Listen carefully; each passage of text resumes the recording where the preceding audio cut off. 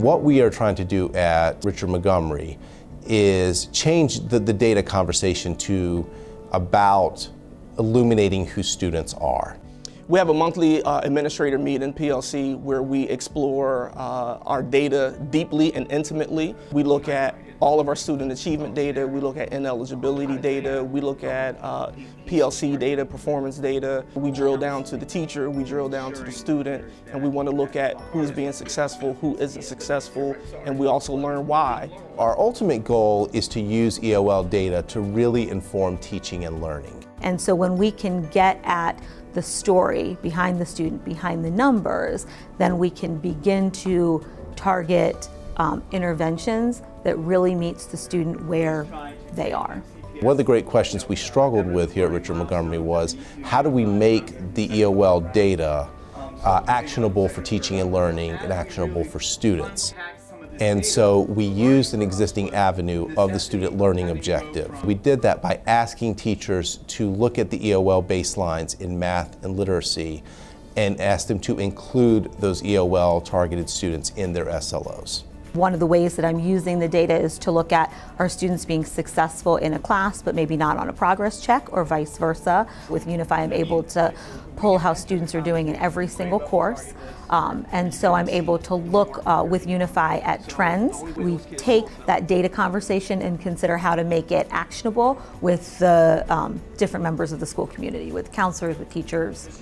So John Garrick is our supervising AP in science. We sit down bi-weekly. We're taking a look at student performance. We're taking a look at trends that we see in data in order to figure out where we need to apply supports to teachers to help with that student learning experience. You have to have discussion with your peers to get at what are the underlying things that are causing a student to perform the way that they are. Things like forestry management and alternatives to that.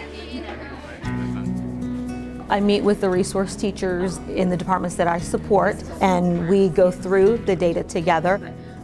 Well, we like to look at a variety of data points because we want to get a full picture of the student, and we like to look at data that goes beyond just the curriculum. We like to look at data around attendance, around social emotional factors, all sorts of things. So we really try to get as many data points as we can to really get a full picture of the students. One of the things that's really great about the data is just being able to take a look at who's in the room, person by person by person, and see where are the gaps, where are the skill gaps, where's the interest, what do they want to do, how can we make it fresh and relevant, how can we do things that are exciting, and frankly do something that we haven't tried before. It really opens the door to take some more risks and to be a bit more innovative in some ways, because you can identify really who needs you or who needs something different, because if a student is not achieving as they could be, I think it's on us, it's on the adults. One of the things that we're moving towards is encouraging teachers to consider root cause analyses in their classrooms, and we're creating a tool for teachers to use. Once you can really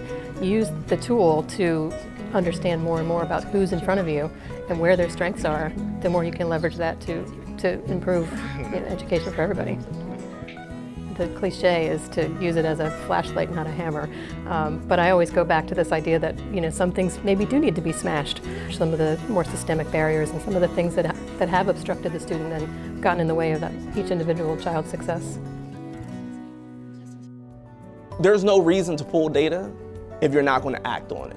If I have a student who has not passed a class that they need for graduation, I'm now meeting with that student, I'm meeting with the counselor, I'm meeting with the parent, and together we are creating a plan for that student to be successful. And the enhanced use of data really gives us the opportunity to see potential where maybe it was hidden before. We'll be piloting a student learning objective with growth mindset as essentially the objective of the SLO. One of the reasons that we chose to focus on growth mindset thinking and teaching was to eliminate any deficit thinking that students, teachers would have coming into the classroom. It sounds a bit ironic really, but I think the more numbers and the more data you can have, it actually helps you get to know the student as a person. Then it's so much easier to try to really personalize and tailor the strategies, and really trying to then give something a try and then have a way to assess whether or not it was effective and see whether or not the new thing that we tried had any measurable impact